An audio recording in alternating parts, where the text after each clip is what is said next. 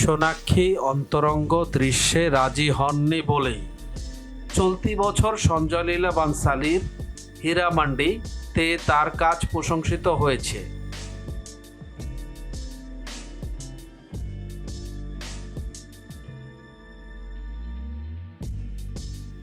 এর আগে প্রথম ওয়েব সিরিজ দাহার দিয়ে ব্যাপক প্রশংসা কুড়িয়েছেন সোনাক্ষী সিনহা। তবে দীর্ঘ ক্যারিয়ারের যতটা চেয়েছিলেন ঠিক ততটা পরিচিতি পাননি তিনি। অনেকেই মনে করেন এর অন্যতম কারণ অন্তরঙ্গ দৃশ্য বা বিকিনির দৃশ্যে অভিনয়ের আপত্তি।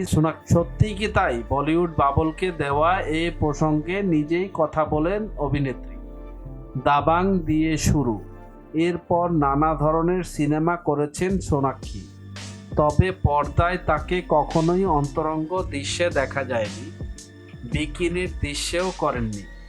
এমনকি পর্দায় নিজের পোশাক কী হবে তা নিয়েও বরাবর সচেতন তিনি।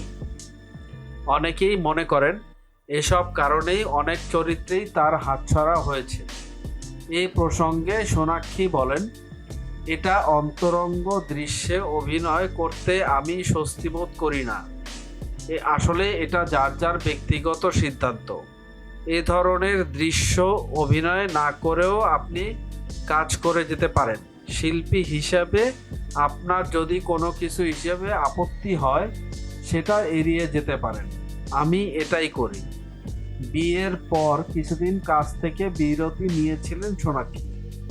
চলতি বছর তার অভিনীত নিকিতা রয় অ্যান্ড বুক অফ ডার্কনেস সিনেমাটি মুক্তি পাওয়ার কথা। শুটিং শেষে সিনেমাটি আসে সম্পাদনার টেবিলে। মিডিয়া জগতের এমন ইন্টারেস্টিং বিষয় জানার জন্য আমাদের এন্টারটেনমেন্ট আপডেটকে সাবস্ক্রাইব করুন এবং ভিডিওটি ভালো লাগলে শেয়ার করুন আপনার ফ্রেন্ডসের কাছে।